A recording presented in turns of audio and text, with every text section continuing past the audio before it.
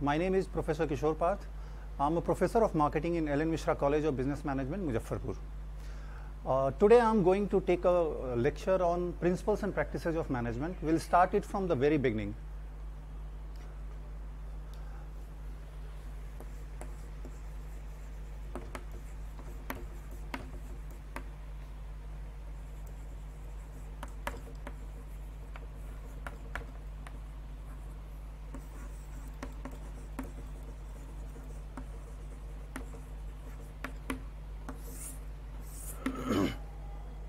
So here this is the topic, principles and practices of management. We need to focus on three different things. One is principle, one is practices, and the last one is management. What is principle? अगर हिंदी में बोले तो principal is सिद्धांत. In English, this is a scientific theorem or scientific law. A principle is something which can be scientifically proved. So अगर हम principles की बात करते हैं मैनेजमेंट में तो बात आ जाती है that whether management is science or management is arts. So we'll understand it in another session in deep. But इतना समझते हैं कि management is science as well as arts both. But जैसे फिजिक्स केमिस्ट्री को हम साइंस बोलते हैं, maths को हम साइंस बोलते हैं, क्या मैनेजमेंट वैसा ही साइंस है? नहीं, मैनेजमेंट वैसा साइंस नहीं है. फिजिक्स एंड केमिस्ट्री को हम प्योर साइंस बोलते हैं, but management is known as soft science. Soft science क्यों कहते हैं हम? बिकॉज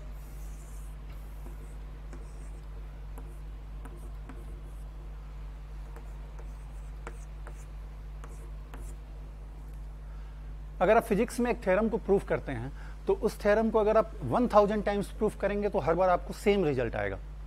लेकिन मैनेजमेंट में अगर किसी चीज को, किसी मेथड को, किसी टेक्निक को अगर आप प्रूव करने की कोशिश करते हैं तो आप जितनी बार करेंगे उसमें थोड़ा बहुत वेरिएशन होगा, जिस वेरिएशन को हम काउंट करते हैं +-3 वेरिएशन पे. लेकिन जो रिजल्ट आएगा that will be close to the perfection, but there will be a minor variation. इसलिए हम इसको सॉफ्ट साइंस बोलते हैं. और जो हमारे कन्वेंशनल कोर्सेज होते हैं साइंस के, जैसे फिजिक्स, केमिस्ट्री या मैथमेटिक्स, उसको हम प्योर साइंस बोलते हैं. तो प्रिंसिपल हो गया. अब आगे आते हैं हम लोग प्रैक्टिसेस पे. Somewhere it's written principles of management. In different book you can find it principles and practices of management. Why it is known as practices of management, or why practice word is included in between principles and practices, principles and management? Because whatever is being practiced in industry, there are so many things industry is practicing on daily basis. So whatever the thing being practiced in industry becomes a part of academic discipline. तो जो भी principles हैं on any given topic, on any given method, there are so many principles given by many scholars, eminent personalities, and time to time it has been tested. और जो सही होते हैं, जिनकी प्रोडक्टिविटी सबसे ज़्यादा होती है, उनको प्रैक्टिस में लाया जाता है इंडस्ट्री के अंदर. And once it becomes a part of industry, उसको फिर हम एकेडमिक डिसिप्लिन का हिस्सा बना लेते हैं. The last portion of this topic is management. Management is defined by many scholars. Like Philip Kotler ने अपनी भाषा में इसको डिफाइन किया है, पीटर एफ ड्रकर ने अपनी भाषा में इसको डिफाइन किया है.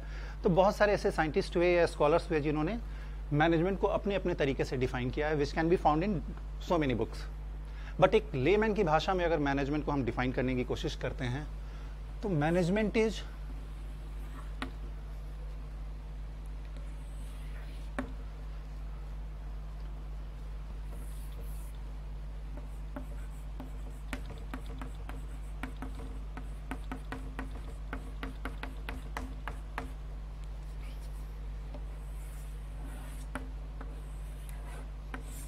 management is all about to manage men.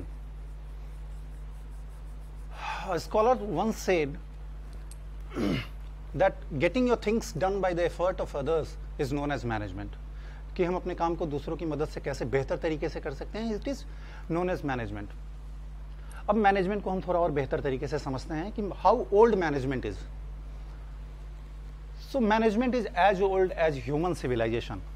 हम जहाँ ह्यूमन सिविलाइजेशन की बात करते हैं तो management is as old as human civilisation. Like the pyramid of मिस्र is one of the greatest example of man management. Taj Mahal is also one of the greatest example of man management. But management became a part of industrial practice and management became a part of academic discipline some 150 or 2 years back. So you must be finding it difficult that one way I am saying that management is as old as human civilization, other way I am saying that management is old 150 years or 200 years old only. So what is the difference? Let's understand the difference. In human practices, management was since the evolution of mankind. That's why we called it that management is as old as human civilization. But it became a part of industrial practices. Mind it, human practices versus industrial practices. Human practice का हिस्सा ये तब से है जब से Mankind है इस धरती पे, बट इंडस्ट्रियल प्रैक्टिसेस का हिस्सा ये तब बना कब 150 और 200 इयर्स के आसपास, जिसको हम समझेंगे अभी इंडस्ट्रियल रिवोल्यूशन के माध्यम से. So what is industrial revolution?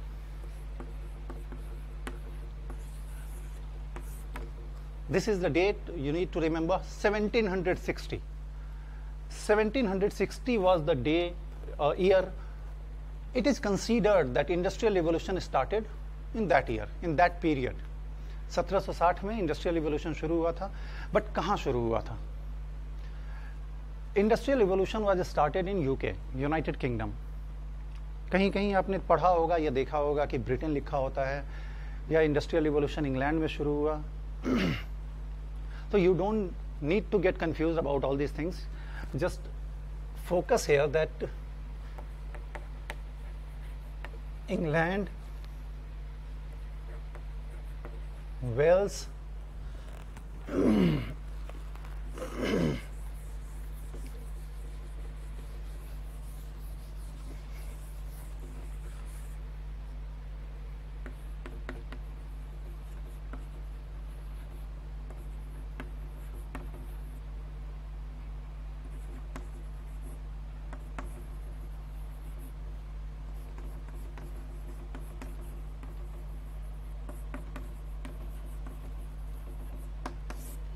these are 4 different countries.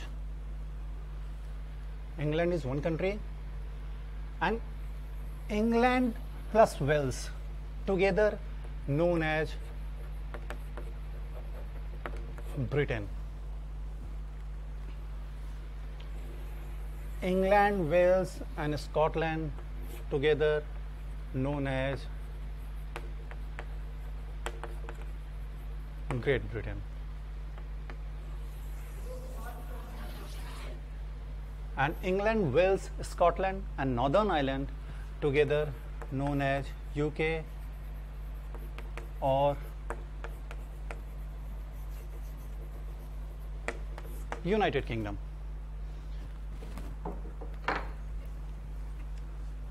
England और वेल्स को बना देते, अगर जोड़ दें हम तो बन जाता है ब्रिटेन. इंग्लैंड, वेल्स और स्कॉटलैंड को अगर हम एक साथ कर दें तो ग्रेट ब्रिटेन हो जाता है. और इंग्लैंड, वेल्स, स्कॉटलैंड और नॉर्दर्न आइलैंड को अगर हम एक साथ करते हैं तो इट बिकम्स यूनाइटेड किंगडम और यूके. तो जो इंडस्ट्रियल रिवोल्यूशन की हम बात कर रहे हैं 1760 में जो शुरू हुआ था, it started in great Britain और यूके, यू कैन से. क्यों? चूंकि वो इंग्लैंड के कुछ हिस्सों में भी शुरू हुआ था, स्कॉटलैंड के कुछ हिस्सों में भी शुरू हुआ था. तो it was not something that was fix eight one place, it was scattered. So now we need to understand what is industrial revolution. Industrial revolution was basically, in very simple language we can understand that industrial revolution was something which is known as transformation from man to machine. What? It was transformation from man to machine. मतलब जो काम हम अब तक हाथों से कर रहे थे वही काम हमने मशीनों से करना शुरू कर दिया. There were 2 people जिनको हम इसके लिए रिस्पॉन्सिबल मानते हैं, जिन्होंने इसकी शुरुआत की इंडस्ट्रियल रिवोल्यूशन की. एक का नाम था जेम्स वॉट और दूसरे का नाम था एडम स्मिथ. एडम स्मिथ ने बहुत सारे इकोनॉमिक रिफॉर्म्स किए उस वक्त, और जेम्स वॉट ने आपको स्टीम इंजन का आविष्कार किया था. but the invention of steam engine that time was not meant for railways. It was meant for generation of electricity, generation of power. Power generation के लिए उन्होंने इसकी शुरुआत की थी, बट चूंकि इंजन है, एक पावरफुल इंजन था स्टीम का, जिसका इस्तेमाल मशीनरीज के तौर पे किया जाने लगा, इंडस्ट्रीज में किया जाने लगा. तो व्हाट हैपेंड इन 70-60? इंडस्ट्रियलाइजेशन शुरू हो गया. जो काम इंसान हाथ से कर रहा था वही काम मशीन से उन्होंने शुरू किया. बहुत सारी फैक्ट्रीज बननी शुरू हो गई, फैक्ट्रीज में लोग आने लगे, काम करने लगे. And the main focus at that time was on textile industry. Textile के बिजनेस पे इन्होंने अपना ज्यादा फोकस रखा था. तो इसको हम इस तरीके से समझ सकते हैं कि इंडस्ट्रियल रिवॉल्यूशन जब आया,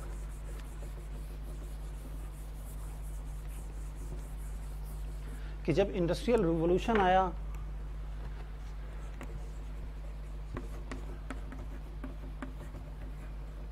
तो transformation from man to machine हुआ.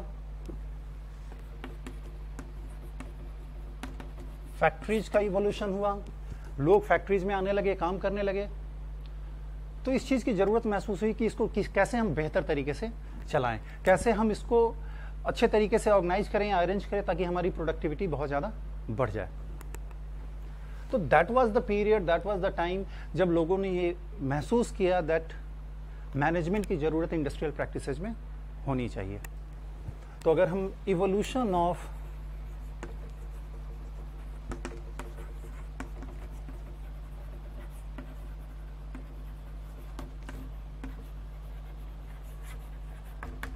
मैनेजमेंट थॉट की बात करते हैं,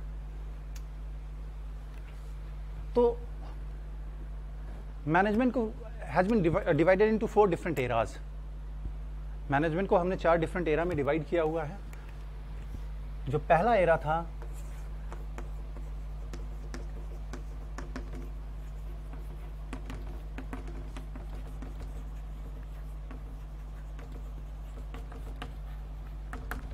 that is known as pre-scientific management era. The period of this era is before 1880. Let's understand this that way. 1760 में आपका इंडस्ट्रियल रिवॉल्यूशन शुरू हो गया.